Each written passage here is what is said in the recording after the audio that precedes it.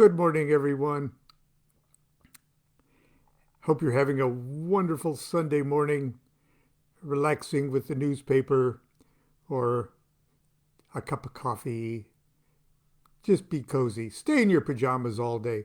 This is a talisman, an Enochian talisman that we made during a recent four-part Enochian magic workshop that I did as a Zoom class. And this was meant to be uh, an Enochian uh, operation invoking this particular Enochian angel who is especially skilled in medicine and healing and things like that. So this is an Enochian healing talisman, and there's other things. It's one of those talismans that spread out like that. So it's a. But anyway, what could it hurt to gaze upon an Enochian magic healing talisman at the beginning of our week?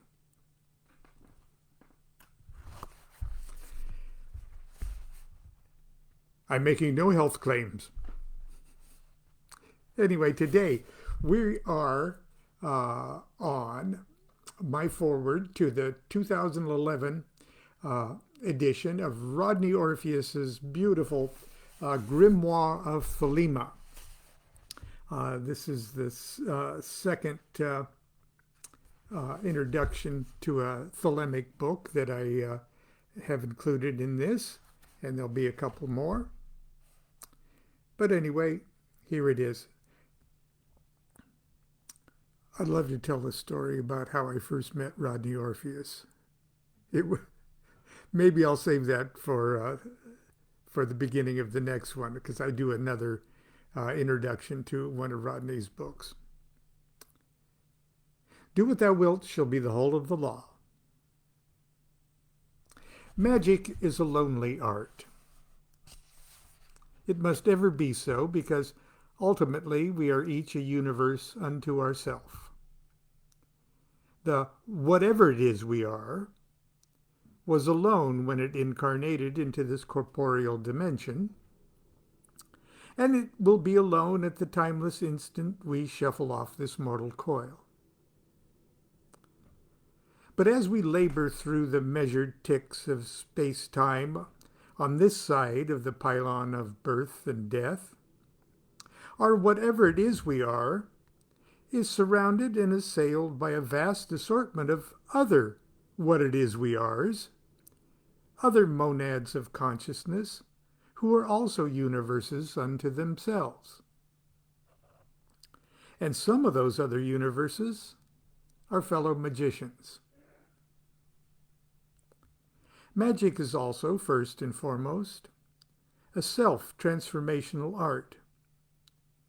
It may be the magician's intent to effect change in his or her outer life circumstances. As example, I want the girl next door to fall in love with me.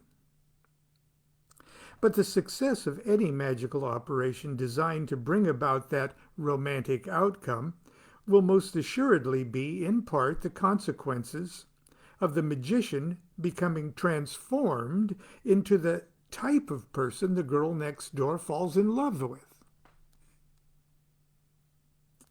I'm sure there are knowledgeable and skilled magicians who will disagree with my sweeping assertion that the only thing I can change with magic is myself. It is, of course, a statement that's impossible for me to prove or disprove, and frankly, I'm not inclined or motivated to try. I'm not trying to establish or defend magical doctrine. I simply know that for me, at this season of my life, at this moment in my magical career, the thing that needs to change the most in my world is me. I have to confess, the prospect of magic being a form of consciously directed self-evolution was not what initially attracted me to the art so many years ago. Naturally, I told myself I was doing all of this to gain enlightenment, to achieve spiritual liberation. But in truth, it was the allure. It was the allure of wearing a black hooded robe and strutting around in a darkened temple, brandishing my wand and sword against terrible demons, cowering in terrified obedience before my radiant adeptship. Man, would I look cool doing that. No matter how noble and altruistic my conscious pretenses were, Lon Milo DuQuette, the post-adolescent magician, inwardly desired power.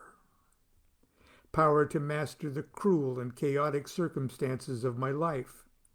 Power to right the wrongs I was witnessing in the world around me. Power to set things straight and in harmony with my own obviously already enlightened vision of personal, moral, social, political, and spiritual absolutes. As comically deluded as I might have been, there is, of course, nothing fundamentally wrong with such youthful and militant idealism. Nothing wrong with wanting to change the world for the better and setting to work to do just that. I guess the biggest flaw in my aspirational game plan was that I was overlooking the fact that in order for me to use magic and to begin making these changes, I would first have to consciously evolve into a real magician. As luck would have it, I would early in my career come under the influence and tutelage of magicians who would each in their own unique way, either by positive example or negative example or admonition, make sure that I never forgot this fundamental fact of life. Foremost among these, among my senior mentors were Phyllis Seckler, Soror Merrill, Grady L. McMurtry, Hymenaeus Alpha, 777, Helen Parsons Smith, Soror Grimaud, and Francis Israel Regardi. All these dear people are now deceased. McMurtry and Regardi trained directly under Aleister Crowley, and Seckler had been the student of Jane Wolfe, a student of Aleister Crowley's and a one-time resident of Crowley's famous Abbey of Thelema in Sicily. Parsons Smith was the double widow of Jack Parsons, the famed magician and rocket scientist, and Wilford P. Smith. Both were, at different times, masters of Agape Lodge, OTO, in Southern California. These colorful people kept me from being entirely alone in the early years of my quest. Because of their efforts, and more often despite their efforts, I was in the mid-1970s baptized into the magic fire of Thelema. And with their encouragement, cynicism, and guidance, I formally took up the disciplines of Crowley's magical orders, the AA and Ordo Templi Orientis. My AA work began under the guidance of Seckler and was, or should have been, an entirely private affair. My OTO experience, on the other hand, required me to work in a more public manner and with other magicians all over the world, sometimes many other magicians. In fact, an important aspect of the OTO's magical curriculum is the development of the individual magician's ability to work in concert and survive with, within the complexities of a uniquely organized society populated by a cast of militantly independent magicians, some of whom are as intractable, imperfect, and flawed as myself. It's a very important part of the magical training of the OTO initiate. As you might expect, Crowley didn't make the OTO ordeal an easy one. In fact, I've known more promising magicians to wreck on the shoals of the order's societal challenges than for any other reason. More often than not, however, I usually come to see the wisdom and genius of Crowley's magical vetting process. Whether or not they have established a formal AA relationship, a great many OTO initiates and others who consider themselves thelemic magicians embark on the study and practice of the various rituals Crowley developed for the edification of AA magicians. The systematic practice of these rituals, vis-a-vis the magician's personal initiatory climb up the tree of life of consciousness, is generally viewed in thelemic circles as doing the work. The work is certainly there to do. The rituals and a few commentaries are published in a plethora of sources. One of the finest collections is found in the magnificently ponderous Liber ABA, Book 4.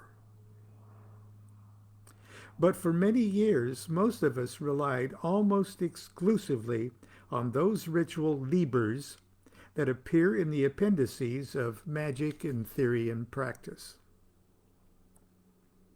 Armed with little more than these libers and a roadmap of the Tree of Life, 4 generations of magicians have set out alone on the thelemic path of return, dissecting, cross-referencing, and trying to make sense of the bewildering subtleties of Crowley's evolving thought, and then attempting to transfer that understanding to the temple environment in coherent ceremonies that can be performed by and for the benefit of one person.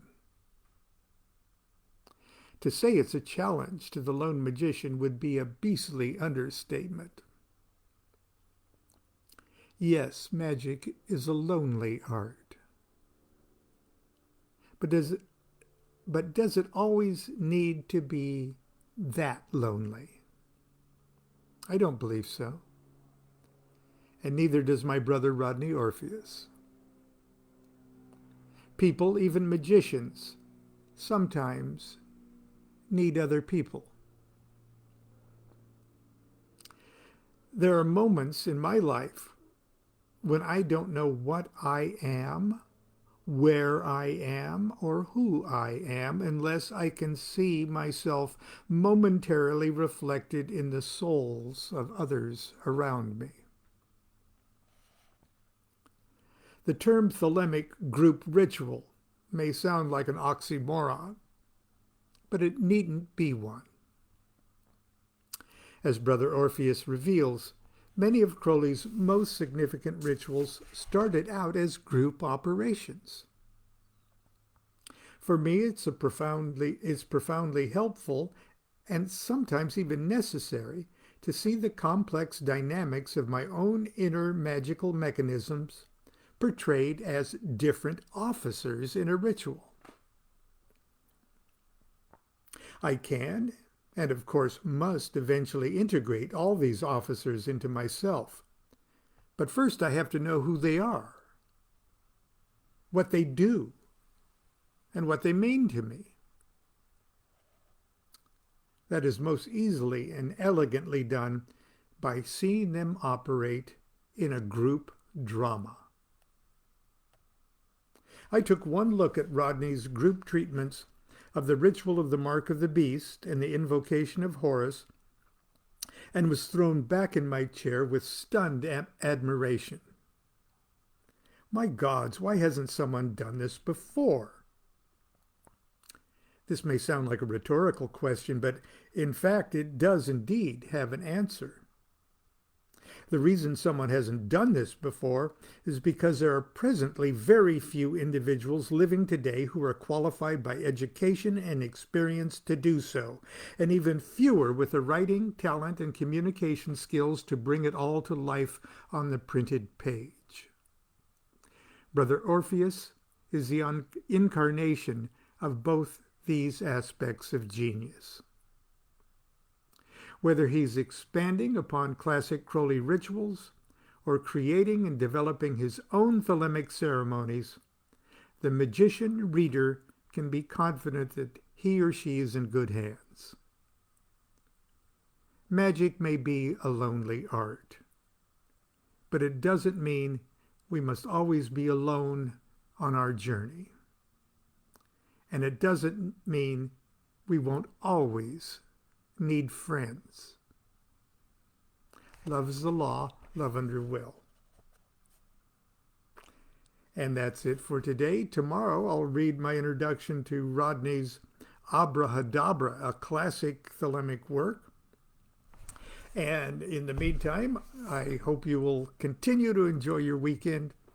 Be good to yourself and be good to each other. Do what thou wilt should be the whole of the law. Love is the law. Love under will.